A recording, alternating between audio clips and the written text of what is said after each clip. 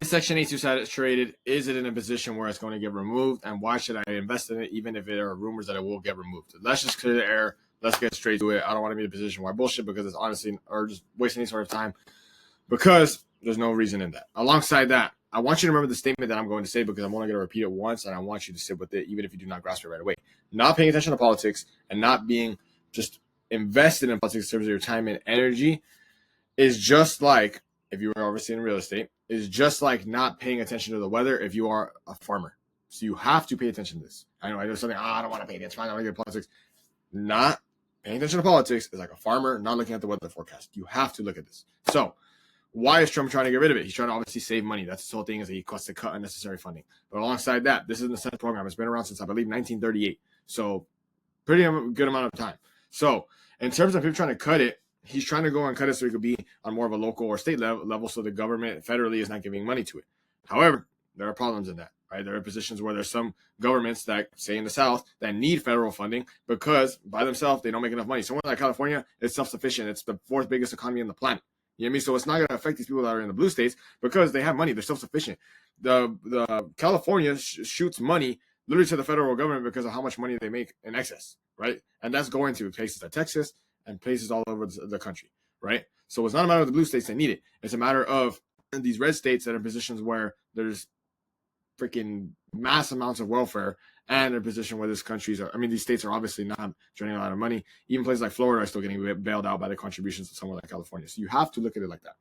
Alongside that, you have to put the 2-year gap. So you need to look at, okay, well, what are the type of tenants I want to place after the fact? And that's something I get into. So let me explain the negatives of him removing this and why it will never get removed, in my personal opinion, and also based on statistics and facts that we have seen over the trials and tribulations of time. So let's go to the next part. So like I said, removing it, $26 million gone, including a lot of his, $1 billion gone, including most of his supporters. So let's go to it. I don't care where you stand politically. I really do not. Right? There are some things that I disagree with. I'm never going to judge someone by their political views in regard if they can actually back it up. And if you're just believing bullshit that you saw online, I'm not necessarily having the most respect for you, because in reality, you can't even comprehend what's going on in your own brain and what you're reiterating to people that don't know better. I don't like that. Section 8 is a federally backed program. You have to understand this. It's federally backed, right? It was created for decades ago, right? Probably even a century ago, almost a century ago, right? In order for them to get rid of, remove it, they need to pass through Congress, right? That means the Senate and the House of Representatives, which are primarily Republican. His party, right? His party does not want to remove it. So this has been trying to go on since 2017, right? We're in 2025. That's 8 years. 8 years they've been trying to get rid of this, and it has not passed. And the reason why they're trying to get these cuts passed is because any person with a fucking brain could see, okay, well, if I want to remove Section 8, that's going to make 9 million people homeless overnight. And I'll show that right now. 9 million people homeless overnight. Alongside that, we'll be in a position where there are millions of landlords that may be overstretched because of this guaranteed rental income. So they were scaling as fast as they could, a bit more than we could chew, and they foreclose on their homes because they won't be able to replace a tenant in time. And then also that, if people get their housing vouchers cut and they don't, they're kicked to the street, do you really think they're going to move that fast? Even if it's a landlord-friendly state, if there are millions getting kicked to the streets, you really think they're going to move that fast? And you're going to be able to replace a tenant like this within a month where the next mortgage payment is due? Because the bank does not give a flying fuck who is paying the mortgage. They just need it paid. Think logically for a second. Do you think millions of people are going to want to get kicked out and move and be homeless overnight? Right? Obviously, they don't. Do you think it makes sense to make this many people homeless overnight? And you think as a landlord, if you have hundreds of properties and there are millions of people around you, even just in your state, and then obviously on a nationwide level, all become homeless, all in your group, you think you're going to be able to just go and place another tenant? Like, realistically, people are rioting, people are protesting, and guess what they're going to protest? While they're still in your house. They're not just going to move. Everyone just gets wiped. Everyone. So you have to think about it like that. Because in reality, that's necessarily not fair, because there are some parts of what Trump says that I kind of semi agree with in terms of you not being able to sit there and abuse it, right? I agree with that. Some of the best tenants that we have are people that are on Section 8, understand that it's temporary, trying to get off of it. Because the way they do one thing is the way they do everything, right? but you don't want to be in a position where you're getting rid of it for a fucking veteran who served in 2 tours and is handicapped and they have no ability to work. So it's like that's the type of people that are going to be affected by this, right? Like I said, we've been trying to pass this since 2017, no luck, and I wonder why. This has been passing through freaking multiple how do you say it? Administrations. That's the word I was looking for. Administrations.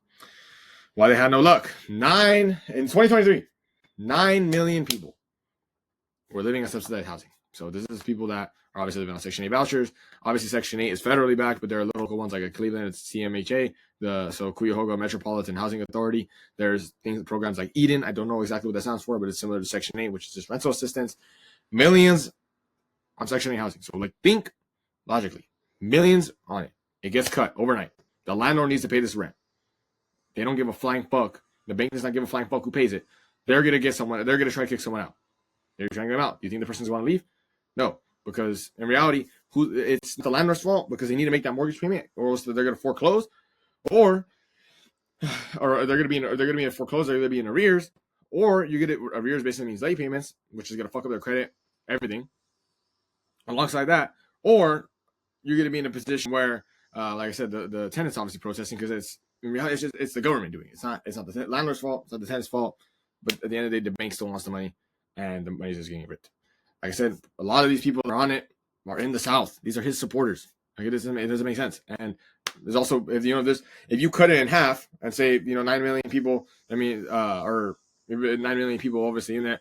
Say there's 2 people per household. I mean, that's 4 million households. Or say even more conservative, 3 million. 3 million households, because there's 30 people per house, right? Like an average family, say 2 people and 1 kid. You're gonna be in a position where there's 3 million houses. That's 3 million fucking landlords. Or not 3 million landlords, but obviously because someone may own multiple properties, but millions of landlords. Pues, you know what I'm saying? There's millions of landlords who, not all of them, if you put it in half, maybe half of them are overstretched because they realize I'm gonna get guaranteed rent. I'm gonna stretch it out and I'm gonna fucking scale it because the month of the first of the month is still gonna hit no matter what.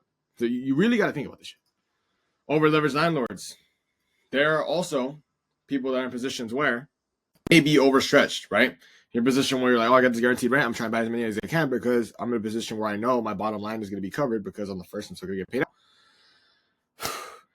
Alongside that, how much money is a U.S. printing every single day? Over $540 million per fucking day. Per day. As a Section 8 landlord, you're getting guaranteed rent as long as the United States prints money. So do you think it would not make sense to go and invest in something that is going to consistently be backed by a country that bails themselves out every single time? They have an ego that is so damn big, they will never take an L. $540 million. Alongside that, who is the primary owner of these single family homes? Right? You really have to think about this. Like, really think about this. Let me go over this. Hedge funds. People always tell me, hey bro, why don't you go and buy every single property? If it's so good, if it's so easy, why don't you buy every single property? I don't have the money to do that. One who does, hedge funds. These are the people that are obviously working not directly, but they're very close friends with Donald Trump. This hedge fund Pretium is owned by Daniel. They call him Don Mullen, but Donald Mullen, who's in a position where they own. This is not even updated. This is from freaking 2 years ago. That means in fucking 2 years they bought over 10,000 homes. Let me go back to this. I don't know why it went through. 97,000 single-family homes across the United States, right? I'm sure a good amount of those are Section 8 properties because where I buy in Cleveland, Ohio, most of the people we're competing against are fucking hedge funds. So if these people that have endless money are buying these properties, you really think the government is going to be in a position where they're like, fuck it, let's just crash this shit. Let's go and just crash the housing market so we could be in a position where all of these landlords that are my buddies potentially foreclose on these homes, right? In a hypothetical sense. However, it's not really the case. And the reason why I say that is because these hedge funds are always going to get bailed out. They're always going to get bailed out. We won't. Right? But you have to look at it from fucking overall standpoint. How bad is it going to look, even though they really don't give a flying fuck, if all of these hedge funds that bought all these units obviously are just getting bailed out while the landlords, just me and yourself, are going to be in a position where if this gets cut, you're still foreclosing homes. And then what's going to happen when they foreclose on these homes? These guys are going to buy it at a discount because it's going to be on auction. Right? So you have to look at it with the perspective that what is the trickle down of just one action, right? You cut Section 8. Okay, well, people are going to get homeless. Yeah, okay, but that's not the biggest thing. These landlords be in a position where they're over leveraged, foreclose on the homes, and then there's hedge funds going to buy. So what is the true intention? Is it really to save money, or is it Trump? Is it you're asking Trump? You need to think of it from Trump's perspective. Is it really for him to save money, or is it for him to make his buddies more money? Right? That's why this game is so lucrative as an investor like myself, because I understand that we will be in a position where it will not make sense for them to go and fucking make the housing market crash, because it will take a hit. Yeah, they own 97,000 homes. There are a ton of land investors that are just like myself, people that are higher than me, that have like $200, $300, people like Tom Cruise, $700, who does not have a hedge fund. Imagine if Tom Cruise, even 1% of his doors closed. That's 70 homes, just for 1%. Come on, bro. I mean, not 1%, my bad. 7 homes, my bad. 1%, 7 homes. 7 homes. That's one person. That's why I'm telling you, Section 8 is not going anywhere. It's still the best investment. Because if you even look at a fucking recession that was very recent, COVID, right? Let's say that, for example. During COVID, Airbnb had a 72% decline in revenue. Because everyone was just home. If you invested in a landlord-friendly state, because you did not do your proper due diligence, you did not have your entrance and exit strategy, which I always talk about, right? Even though I'm buying a property in California, that's a rental for appreciation reasons. If you don't have your entrance and exit strategy and have worst case scenarios mapped out, $400 million in unpaid rent, down from $1.7 million. So at one point, on $1.7 million overall in the state of California in unpaid rent, because it was not guaranteed. This is from traditional landlords, Airbnb landlords. Bank don't fuck. Bank's still gonna want their money on the first. This is one property. I'm 20 years old. Uncle Sam is never late and does not stop printing. I showed you $550 million a day. $2,300 from one property, $800 mortgage. We paid some freaking software. Right, there's some whatever. I forget it was like TurboTax. Let me go back to this. Think about what is the margin on this? So if you even do 815 subtracted by 1,000, that's 185. 185 plus this, 185 plus 150 or 135. So then 185. So then you add 100. Boom, boom. So you're probably looking at about 1550. 1550 estimate. That's a rough estimate, right? 1550 a month. I only put $20,000 down into this unit with my boy Alex. So 10 and 10, right? In terms of fucking down payment. Really think about that shit. This shit is netting basically a 50% return for Section 8. And this is after all expenses. Because in retrospect, it's actually $2,500 gross. This is after property management fees. Where else are you going to get this return? Guaranteed. Mortgage on the first, like I told you, does not give a flying fuck. It is going out. $1,500 in my pocket net for the rest of my life. As long as the tenant lives. Section 8 tenants also sit 7 years. So I think I could get used to this for 7 years. I have family members on Section 8 that have been there for fucking 15 years because they're disabled. That landlord's been getting paid for 15 years. No one's ever damaged property. I've done this all 20 years old. Property I'm buying here in California. Because I understood the game. I started with minimal risk on $100,000 property. And this property is going to be in a position where it's appreciated like fucking crazy. It's going to buy me more Section 8 rentals. Because I'm just taking action. Not any better than you. Not any smarter than you. Honestly, probably even started with a better position than I did. Even if you didn't, it doesn't matter. Because the world doesn't give a fuck. So, if you have any questions about this, leave a comment down below.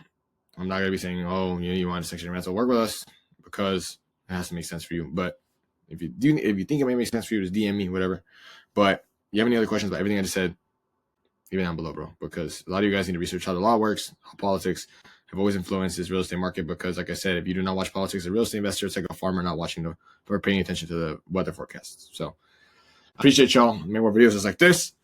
And as always keeping it transparent, always keeping it genuine, and always telling you the truth.